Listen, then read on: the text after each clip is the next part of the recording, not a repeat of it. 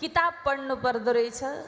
तर जिन्दगीबाट पास हुनलाई कहिले दुःख पढ्नु पर्छ, कहिले सुख पढ्नु पर्छ, कहिले आँसु पढ्नु पर्छ, कहिले हाँसो पढ्नु पर्छ, कहिले समस्या पढ्नु पर्छ, कहिले उठेर हिँड्नु पनि पर्छ, कहिले लड्नु पनि पर्दो रहेछ। हजुर, जिन्दगी बुझ्नलाई नि अनुभवले बताउँदो रहेछ।